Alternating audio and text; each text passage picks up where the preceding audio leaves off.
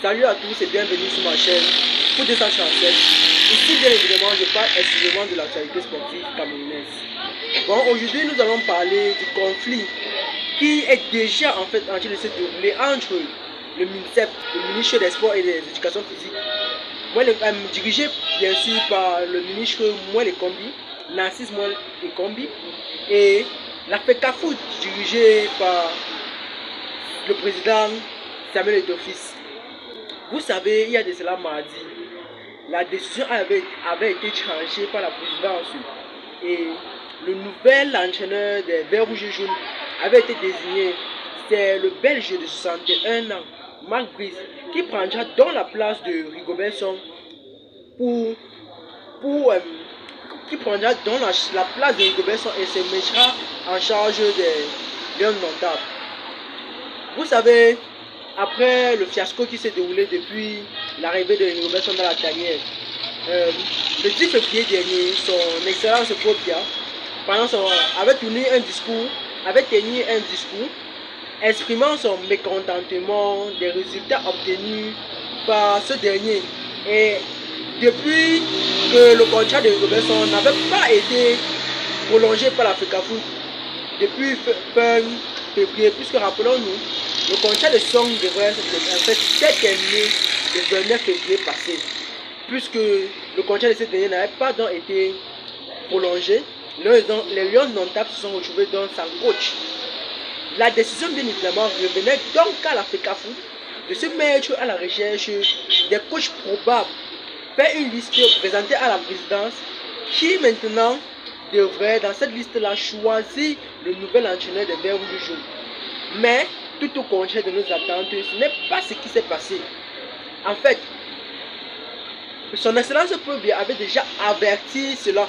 Il avait fait comprendre qu'il avait donné une mission à Moelle Kombi. Et nous connaissons déjà dans le contenu de cette mission. C'était se mettre à la recherche, en fait, même pas se mettre à la recherche, c'était se concentrer encore un peu plus dans le football camerounais. Puisque Moelle Kombi n'a pas seulement changé le coach, il a aussi remplacé, ou bien, moi je peux dire ça, il a aussi désigné d'autres personnes qui travailleront avec le coach. Mais ce qui est fort étonnant, c'est que parmi ces gens-là, nous avons certaines personnes, bien sûr, qui avaient été limogées par Samuel Eto'o. Ils se retrouvent donc de nouveau à la FECAFOOT. Nous nous demandons si c'est un bras de fer que le ministre Moelle Kombi est en train de vouloir tourner entre les membres de le staff des Lions notables et la FECAFOOT. Nommé mardi dernier par le ministère, Marc Brice est un entraîneur belge. Il a d'abord évolué en tant que défenseur toujours en Belgique et ensuite a évolué en tant qu'entraîneur. Marc Brice est un homme de 61 ans, avec un parcours vraiment pas du tout prometteur, avec un total de 560 matchs joués pour 214 victoires, 150 matchs nuls et 176 défaites. Marc Brice nous montre les résultats, les statistiques en fait qui ne sont pas nous montre les statistiques qui ne donnent pas vraiment le sourire aux supporters des Verts Rouges Jaunes. Ce qui nous montre avec un total de victoires, en fait, l'entraîneur a un total de victoires de 38%. Nous nous demandons vraiment si c'est que le ministre des Sports se moque des Camerounais ou bien espère-t-il qu'un nouvel entraîneur belge pourra faire ce qui s'est passé avec Hugo Broos. Rappelons-nous d'abord que Hugo Broos c'est un Belge et il a réussi à remporter la Coupe d'Afrique des Nations 2017. Mais ce que nous devons savoir, c'est que il y a toujours des exceptions. C'est pas parce qu'un Belge a réussi à hisser le Japon du Cameroun jusqu'en haut que ça veut dire que le prochain qui viendra après lui fera de temps. Ça, évidemment, en reconnaissant évidemment que Hugo Broos d'abord avec des statistiques d'abord déjà prometteurs comparé à Marc Brice.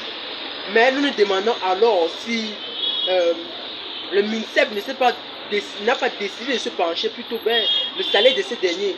Puisque pour son salaire, Marc Brice encaissera environ 41 millions le mois.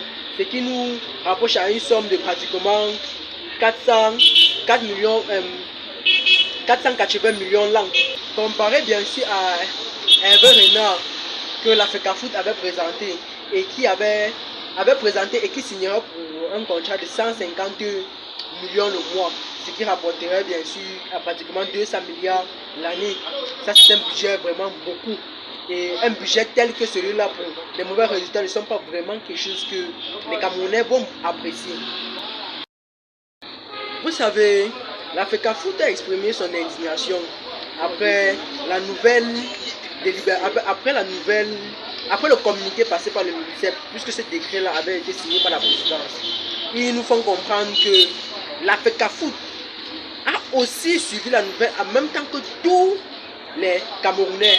Donc ce qui veut donc dire que l'Africafoot n'avait pas été averti de l'arrivée de Marc Brice en tant qu'entraîneur des Verts Rouges jaunes. Je me demande alors maintenant si le ministère a décidé d'écarter l'Africafoot de tout ce qui concerne le sport. Puisque si nous savons bien, l'Africafoot Fédération Camerounaise du football est cette association-là qui s'occupe du football au Cameroun.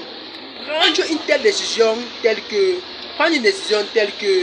remplacer un coach ou bien mettre un nouveau coach à la tête des Verts Rouges jaunes sans avertir l'association qui est dirigeante même de ce sport-là, c'est un peu comme décider que l'Africafoot en fait n'a plus le droit, n'a plus parole sur le football au Cameroun. Ce qui bien sûr va à l'encontre du décret 2014 signé par le président de la République. Et on n'a pas manqué à parler de cet accord-là. Et l'Africafoot a donc décidé de ne pas reconnaître Marc Brice. Ce qui bien sûr enchaîne encore une autre série de conflits entre l'Africafoot et le ministère. Le Cameroun risque beaucoup trop dans ce conflit-ci. Vous savez, si l'Africafoot décide de porter plainte à la FIFA, les lions notables vont s'en retrouver sanctionnés. Et comme vous le savez bien, dans un champ de titans, c'est toujours les plus faibles qui encaissent les coups. Ce n'est pas bien sûr le gouvernement ou bien l'Africafoot qui en souffriront. C'est le football camerounais, les supporters des Verts Rouges jaunes.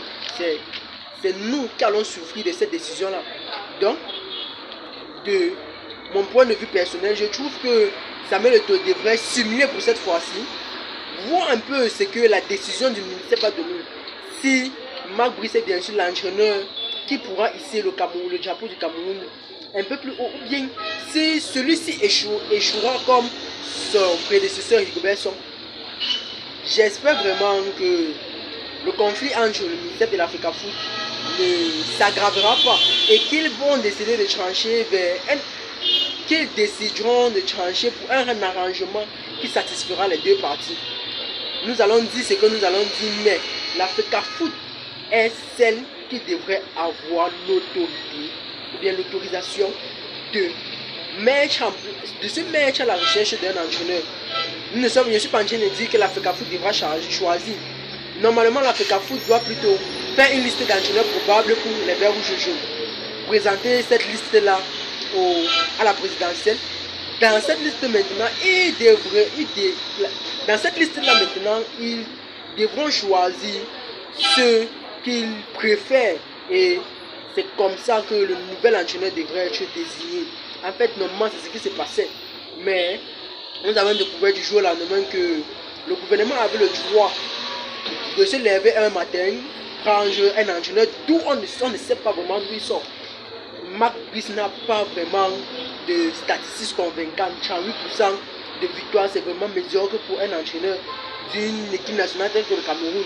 C'est vrai que Rigobert Song n'a pas autant fait mieux que lui, mais Marc Brice lui-même n'a pas encore de toute sa carrière entraîné une équipe nationale. Donc si je veux bien comprendre, c'est que le Cameroun est son testing ground. Il est venu au Cameroun prendre de l'expérience. Si c'est ça, oui, puisqu'il n'a pas d'expérience avec les équipes nationales, comment va-t-il s'en sortir? Il y a bientôt la trêve internationale qui arrive. Qualification pour le mondial 2026, qualification pour la Coupe d'Afrique des Nations 2027. Pourra-t-il être à l'auteur des attentes des Camerounais, sachant d'abord bien que les Camerounais sont très exigeants, moi y compris. C'est vrai que avec beaucoup de déceptions que Samuel Eto'o a donné aux Camerounais. Il nous avait promis demi-finale en Coupe du Monde. Nous n'avons pas traversé les barrages. Il nous avait promis victoire de la Coupe d'Afrique des Nations. Nous sommes sortis en 8e contre le Nigeria, 2-0. Mauvais résultat que le football camerounais et l'on indomptable ne font qu'afficher. Moi je me dis que c'est peut-être ça qui a poussé le chef de l'État à mettre son fils de côté, lui dire fiston, calme-toi d'abord, regarde comment les choses se passent. Mais espérons bien que cette décision-là est la bonne et que nous n'allons pas subir un nouvel fiasco. Bon, merci à ceux qui ont décidé de regarder jusqu'à la fin. N'oubliez pas de vous abonner, activer la notification pour être prévenu lors de mes prochaines vidéos. Pour ceux qui sont intéressés par des pronostics gratuits et fiables, veuillez bien cliquer sur le lien Telegram en commentaire pour rejoindre mon groupe de pronostics 100% gagnant. Prenez soin de vous, gardez le sourire, à toujours indomptable. Bye.